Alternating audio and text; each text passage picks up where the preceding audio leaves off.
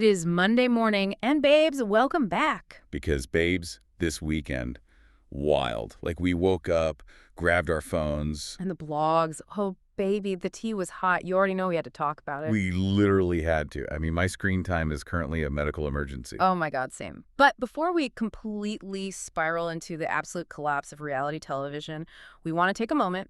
We want to wish the Snark Squad an amazing day, an amazing week, an amazing year, and honestly, an amazing life. Because, babes, you deserve nothing but the best. You really, truly do. I mean, you guys are top-tier humans for enduring this level of chaos with us. Absolutely top tier. And we need you to channel that luxury energy today. Because after work this evening, we are going apartment hunting. And, babes, we are pumped. We are so pumped. And by pumped, I mean we are actively feeding our most toxic rich person delusions. Oh, completely. I am already visualizing the vibes. Like, I'm walking into these open concept layouts in my mind, and I am mentally placing my hypothetical velvet sofa. Right, the velvet sofa you don't even own yet. That I do not own, but I will, because I am leveling up. I am manifesting the floor-to-ceiling windows. I am manifesting the walk-in closet that is literally the size of my current kitchen. I want to stand on a balcony, look down at the traffic, and just judge people while holding an overpriced matcha. I mean, I looked at the actual rent prices for these buildings online this morning, and my soul temporarily left my body. It's a lot. It's astronomical. Yeah. The second we walk into that lobby tonight, and the concierge gives you that polite little nod, and I smell that specific ambient lobby scent that just smells like, I don't know, generational wealth and expensive sandalwood. Yes. I am going to be fully pulled into the fantasy. I will be ready to sign a lease for a penthouse lifestyle, even if it means I am eating, like, plain instant ramen in the dark for the next 48 months just to cover the security deposit. Honestly, same. Maybe it is just the caffeine talking, but apartment tours, they feed our rich delusions. They just do. They absolutely do. And speaking of delusions, we need to talk about the cosmic energy right now. Oh, we do. Also, babes, it is Taurus season. So we're going to need all our Taurus babes to share this podcast, as they should. Exactly. It is your astrological birthright to be stubborn, to demand the absolute highest quality of luxury, and to forcefully drop our link into your group chats. Please and thank you, because we are leaning into that indulgence today. Like, we went to Panera for breakfast this morning, and babes, it was a banger. It was a chaotic, caffeinated masterpiece is what it was. Literally, we were rushing in, practically sprinting past the people having serious business meetings at 7 in the morning. And I secured the Cinnamon Crunch Bagel, toasted to absolute perfection. The only way to do it. But like an amount of cream cheese that was borderline offensive, like truly unhinged. And that glorious first sip of coffee. Oh my God. It hit my bloodstream and I was instantly a new woman. I felt so put together for like exactly 5 minutes. It is that exact Monday energy. You are treating yourself just to survive the psychological warfare of the work week. Yeah. For those 5 minutes with my coffee, I was untouchable. And then I checked my phone. And the world exploded. So babes, we are caffeinated, activated, and ready. Let us get into this mess. We have to start with the single biggest explosion of the entire weekend, like the defining moment. The Summer House Season 10 reunion audio leak. I am sweating. I am literally sweating just thinking about it again. On Friday, April 24th, this 2-minute and 40-second audio clip just falls out of the sky onto the internet. Just dropped directly onto the timeline. It was not just some boring hot mic moment. It was Amanda Batula defending her wildly controversial romance with Wes Wilson, and Ciara Miller completely, utterly taking her out at the knees. I've listened to the clip maybe 80 times. But let's analyze the actual words Amanda used, because the phrasing is chilling. She is on tape admitting to lying to Ciara about Wes seeing other people. Which is insane. Right. And she says, quote, "I 100% denied it, and I lied to you, because it was all so new when I was figuring it out." And then she says, there were so many layers and complications to this. The fact that he was seeing other people, the fact that I was technically still married. The fact that I was technically still married, I cannot. I literally cannot. It is so casual. She throws it out there like it is a logistical hurdle. Like, oh, sorry, I lied to you about the guy I'm hooking up with. My Uber was late. And also I am legally bound to another human being. It perfectly encapsulates how reality television completely rots your moral compass. In what universe is a legal marriage? Just a footnote. But the thing that actually broke me was Ciara's reaction. Oh, Ciara was devastated. You could hear it in her voice. She exploded. She called Amanda a snake in the grass. She said, "You move silent, but you are deadly." Which is such a read. But it was not just a reality TV read. It was guttural. That is her friend. She stood by Amanda through years and years of the most toxic, exhausting relationship drama imaginable. And Amanda just throws her under the bus to protect Wes Wilson's image. Right, the guy who wore a mullet for 3 years. Yeah. It shatters the entire foundation of the show. Summer House is supposed to be about genuine friendships. Yeah. But the betrayal gets so much worse when you look at the PR crisis management that followed. They got the statement. Because Amanda's excuse for that bizarre robotic joint statement they posted back on March 31st. She claimed to the cast that it was written by ChatGPT. Stop. I literally screamed when I heard that. I need you to break this down for me, because you analyze crisis PR all the time. Is blaming artificial intelligence the ultimate laziest cop-out of 2026? It is the pinnacle of laziness. Yeah. It is actually embarrassing. Think about the mechanics of this. You are caught in a deeply human, messy lie. You betrayed your best friend. The public hates you. Right. And instead of writing from the heart, you open up a browser and you type a prompt into ChatGPT. Like, what was the prompt? Write a neutral apology about a complicated timeline that makes me look like a victim. Make it sound professional, but also vaguely sad. Exactly. And the AI spits out this sterile, legally vetted-sounding nonsense that starts with, upon reflection. No human being in the middle of a Bravo scandal says, upon reflection on Instagram. It proved to Ciara and to us that she was not actually sorry. She was just optimizing her damage control. And it failed. The damage control completely failed, because the absolute audacity of this next part is staggering. The day after this reunion tapes, the day after she admits to lying and blames a robot for her apology, Amanda and West were spotted walking together in New York City. Unapologetic. Completely unapologetic, and she reportedly still had her reunion hair intact. The reunion hair walk of shame is an iconic level of delusion. But honestly, what I find truly fascinating about this whole saga is the Bravo FBI investigation. Oh, the network security meltdown. This was incredible. Right, because everyone immediately assumed a cast member leaked the audio to get ahead of the narrative. But in less than 48 hours, Bravo caught the leaker. And it was not some expensive corporate cybersecurity firm. No. Andy Cohen went on his SiriusXM show and confirmed that a Bravo fan account cracked the case and snitched. A fan.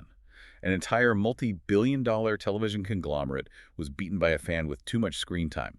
Andy said this fan came forward, provided the IP trails or whatever, and it turned out the leak came from a production member. A literal employee. Yeah.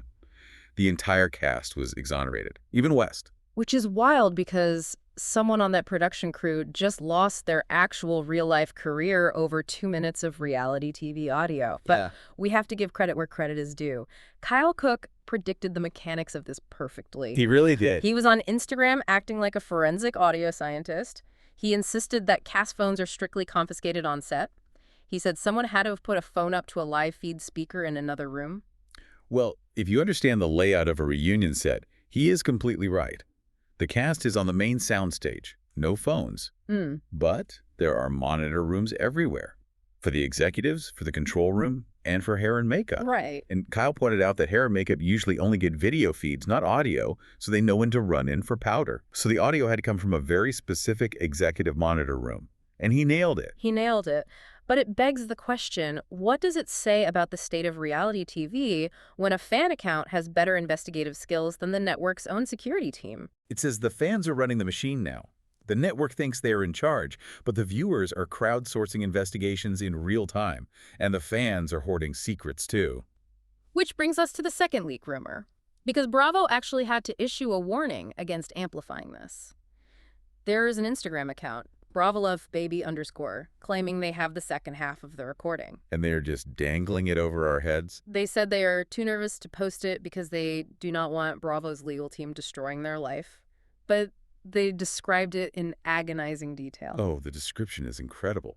In this supposed second audio, Amanda is not crying. She is not apologizing. The account described her as acting like, quote, Stone Cold Steve Austin. Stone Cold Steve Austin. She is supposedly joking about using ChatGPT while Bailey is absolutely ripping into her and West is just stammering in the background, trying to say the statement was rushed. I need that audio broadcast in IMAX, but honestly, I'm sick over it.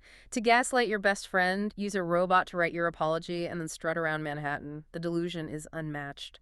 It is a masterclass in delusion. But if we want to talk about shattered delusions and Bravo legal teams, we have to pivot. We really do. We have to. Because while Amanda and Wes are dealing with stolen audio, we are moving into segment 2, lawsuits, mansions, and divorces that make no sense. We are talking about stolen millions. Yes, my brain is still in knots over this. Erica Jane. The gift that keeps on giving to legal scholars everywhere. The $25 million lawsuit that has been haunting her for years. The one stemming from Tom Girardi's disgraced firm, Girardi Keese. The bankruptcy trustee just sold that exact lawsuit to a third party for $2 million. Okay, I need to break down the legal mechanics of this for everyone because this is the wildest corporate maneuver I have ever seen applied to a Bravo star. Please do, because I need you to explain this to me like I am a toddler. How do you sell a lawsuit? I thought a lawsuit was a quest for justice. You are telling me a lawsuit is just a tangible item you can throw in a shopping cart and sell to the highest bidder. Exactly. It completely shatters the illusion of the justice system. Yeah. In bankruptcy court, everything the debtor owns is an asset. That means houses, cars, jewelry. But it also includes the actual legal right to sue someone. Wait, really? Yes. So the trustee for the law firm has this $25 million claim against Erica, alleging she received fraudulent transfers. But lawsuits are incredibly expensive to litigate, and Erica has notoriously dragged this out. She fights every single motion. She refuses to settle. It is her whole brand. Right. So the trustee looks at the math. They can spend another 3 years and millions of dollars paying lawyers to fight her with the risk that a jury might side with her or that she has no money left to collect anyway. Which is a huge financial risk. A massive risk. So this third-party litigation funding company called LHA Land LLC steps in. And they say, hey, we could give you $2 million in guaranteed cash right now for the victims. In exchange, we own the lawsuit. If we crush Erica in court and wring $25 million out of her, we keep all the profit. Oh my God. The court approved this on April 23rd. They are due back in court on May 19th.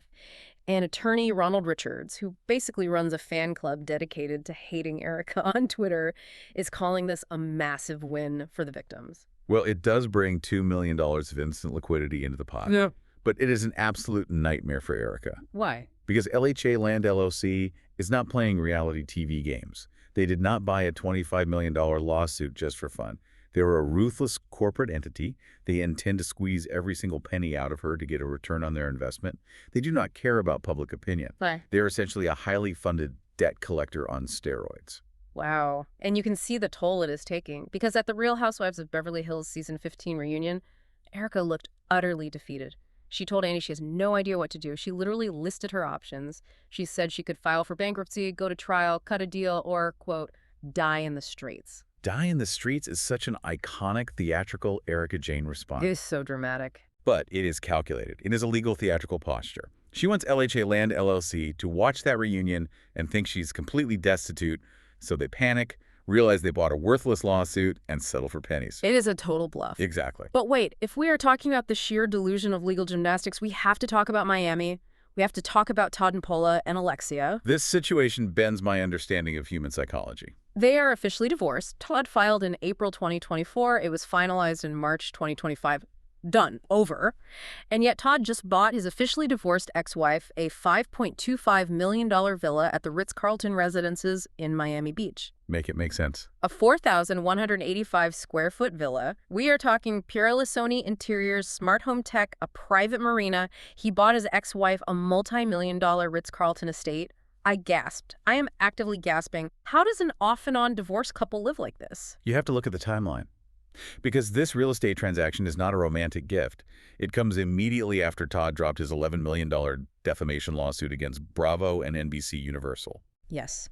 He was suing the network because he was furious that producers portrayed him as neglecting Alexia's son, Frankie, who has a traumatic brain injury. Todd claimed that storyline ruined his reputation in the commercial real estate world. Right. So Todd is suing Bravo for $11 million. Yeah. But Alexia is still employed by Bravo. Okay, yeah. That is an impossible conflict of interest. Bravo is not going to keep paying Alexia a massive salary while her ex-husband is actively trying to bleed the network in civil court. If Todd proceeds with that lawsuit, Alexia inevitably gets fired. Oh my God. I see it. I see exactly where you were going. Think of this $5 million house as a corporate severance package, masked as real estate. Todd drops the lawsuit. That relieves the legal pressure on Bravo. That ensures Alexia keeps her diamond, keeps her paycheck, and keeps her relevance. And in exchange, he buys her a house to maintain the lifestyle she's accustomed to. That is a masterclass in toxic reality TV economics. He dropped the suit just to keep the Bravo ecosystem funding her, because if she gets fired, the fame stops, the money stops, and she becomes entirely dependent on him. It is the most expensive, convoluted, let's stay friends gesture in history. It just proves that for these people, the platform is always more important than actual justice for a defamed reputation. It is completely unhinged. And honestly, it transitions perfectly into segment 3, because if you thought divorced couples buying mansions together was wild, we need to look at the couples who are actively detonating their lives on the internet. Reality TV romances, a graveyard of terrible decisions. The Secret Lives of Mormon Wives spiral is officially out of control. Jesse Draper and Jordan Gatukara are in the most vicious split I have seen in a minute. It is scorched earth. Jordan filed for divorce in March 2026. He asked for a restraining order, which was denied, and since then, Jesse has been accusing him of hiring escorts and attending underground orgies. The whiplash of going from religious momfluencers on TikTok to accusations of underground sex parties is staggering. It is jarring. And Jessie is just living her most chaotic single life. First, she was kissing her co-star Miranda's ex-husband, Chase. And now she is having a very public emotional affair with Marciano Brunet from Vanderpump Villa. Wait, Marciano? Yes. They met during a crossover event in Italy, and now he is in her Instagram comments saying she deserves the best, and she is replying, "Thanks for showing me what a man is." The cross-pollination of these networks is creating a terrifying super breed of reality stars. But Jordan's reaction to all this public flaunting is what pushed it into madness. He decided to exact his revenge via cameo. I cannot fathom the thought process. He filmed a cameo for a fan's bachelorette party. Imagine being a bride named Nina. Your bridesmaids buy you a fun cameo. You expect a goofy congratulatory message, and instead, it is Jordan Gatukara, dead-eyed into the camera, trauma dumping about his divorce. He used a fan's paid video to call his estranged wife a, quote, complete psycho and manic for kissing affair partners. And it gets worse. He turns around and bites the hand that feeds him. He tells this poor bride that the show is totally fake and extremely scripted. He claimed production reshoots scenes up to 20 times just to make the men look dumb. And Jessie actually responded to the TikTok of the cameo. She commented that she hopes the bride got her money back. Even their co-star Macy asked if it was AI. Why would you ruin a random girl's bachelorette gift with your divorce drama? Just say congratulations, take your $50 and log off. Because reality TV men lose their minds when they lose control. The irony is physically painful. He is cashing a check on a platform he only has access to because of the show, while crying that the show is fake, actively trying to ruin it for the fans who pay his bills. It is professional suicide masked as a temper tantrum. If you break the fourth wall, the show loses its magic, the ratings drop, and suddenly your cameo price plummets. You are destroying your own economy just to spite your ex. It shows a fundamental lack of boundaries.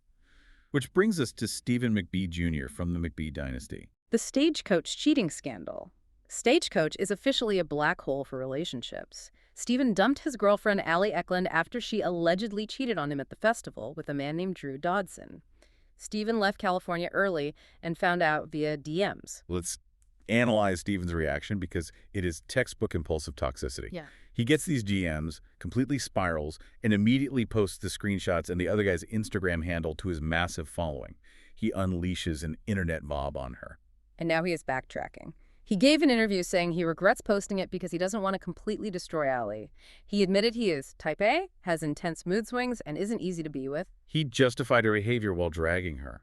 But the specific language he used is what gets me. He said he only went to Stagecoach because he was nervous about how, quote, attention-starved she is. I was appalled by that phrase, attention-starved. If you truly believe your girlfriend is so desperate for validation that you have to physically chaperone her at a country music festival to prevent her from cheating, why are you building a custom house with her? Because it is a dynamic of control. I question the logic of a man who posts receipts in a blind rage, tries to ruin her life, and then backtracks with pseudo-therapy speak because he realizes his own toxic DMs are probably going to leak next.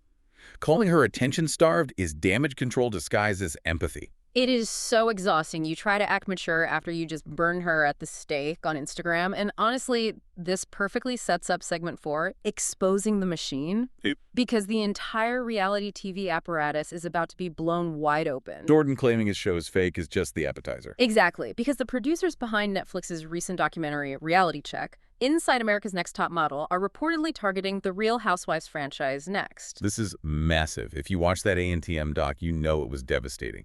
It exposed the systemic manipulation of young women, and now they are eyeing a 20-year-old juggernaut. Producers say the franchise has a goldmine of unaired drama, and they want to pull back the curtain. But we have seen unauthorized tell-alls before. Vicey TV did that Dark Side episode with Vicky Gunvalson. But those barely scratched the surface, and Vicky went right back to filming season 20. What makes this Netflix attempt different? The evolution of the NDA. Bravo's NDAs used to be ironclad. People were terrified. Yeah. But we are in an era of massive legal pushback against NDAs covering workplace toxicity. Plus, you have 2 decades of fired producers and disgruntled cast members who have absolutely nothing left to lose. Right. If Netflix gets those fired producers to break their silence about how storylines are manufactured, it could fundamentally change how we consume the network. And there are definitely fired housewives ready to talk. Look at Katie Janela from OC. Katie is operating on a scorched earth policy right now. She was fired after season 19. And the mechanics of it are crazy. She secretly taped Shannon Bador, failed a lie detector test about leaking it, and the cast refused to film with her. So now she is publicly slamming the season 20 cast for taking their cast trip to Japan. Her accusations are very heavy. She claims the cast has zero respect for Asian culture. She pointed back to that tone-deaf video where Gretchen and Jennifer lip-synced and did mock martial arts. As the first Asian American cast member on OC, Katie said she felt excluded and targeted. She said she deserved a place on that trip and that they only went to Japan the second she was fired. It is profoundly complex. Her feelings of exclusion are entirely valid, and OC has a documented history of racial insensitivity. But it is tangled up with the fact that she was fired for secretly recording her coworkers. Exactly. It is a messy collision of real-world identity and reality TV retaliation.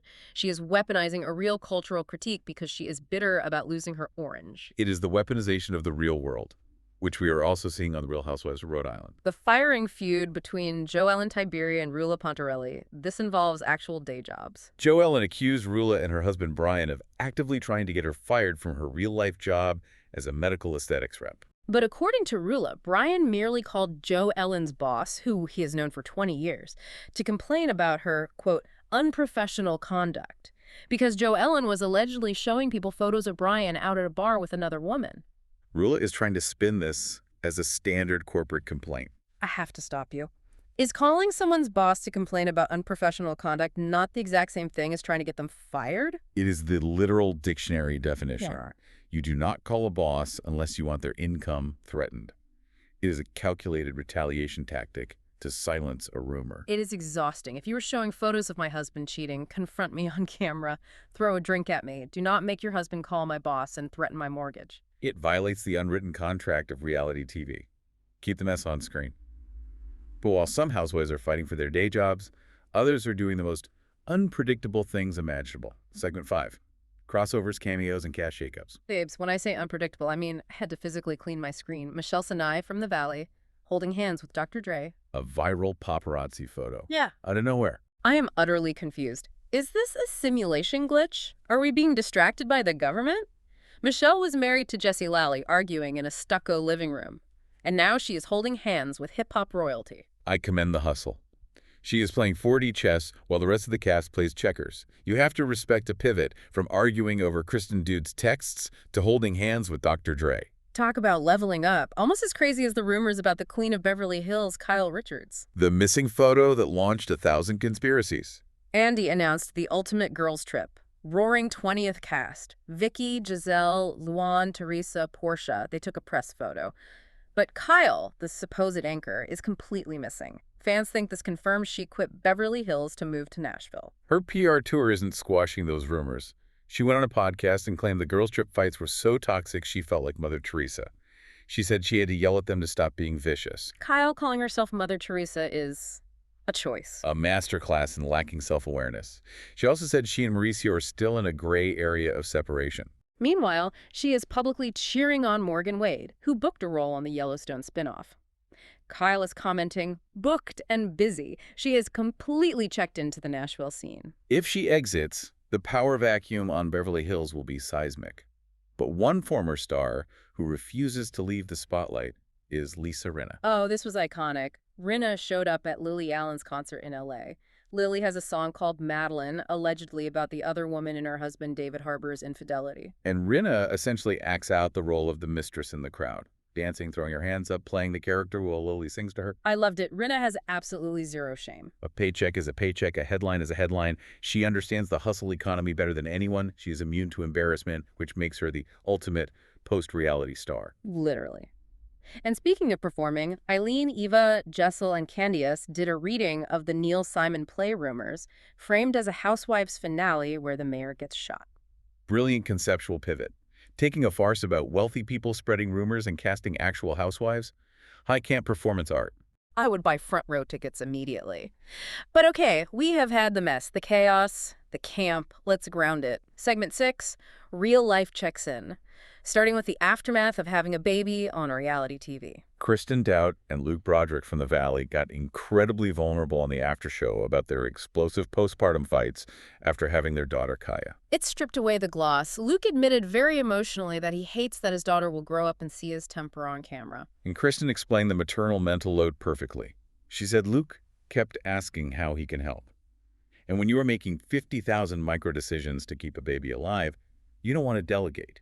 You need your partner to just see what needs doing and do it. Danny and Nia Bucco validated it perfectly. Danny said sleep deprivation literally alters your brain chemistry. It was a grounding moment showing the human cost of reality TV. It really was. And we got a lovely update from Love on the Spectrum. Danny Bowman said she understands why Abby and David broke up after 5 years. Abby wanted marriage. David wasn't ready. Donnie pointed out, life isn't a race. She is happily dating a cop named Henry. And Gia Giudice from Next Gen NYC is about to get a surprise engagement from Christian. So wholesome. A necessary palate cleanser before a genuinely tragic note. No. Denise Richards is broken over the sudden death of her best friend and ex, Patrick Muldoon, who suffered a heart attack at 57. It is devastating. They met at 19 and 21. Denise posted that he was her whole adult life. Her daughter Lola used to beg them to get back together. My heart breaks for Denise. After all the trauma with Charlie Sheen and Aaron Vipers, Patrick was her safe space. It puts all the trivial reality TV drama into sharp perspective.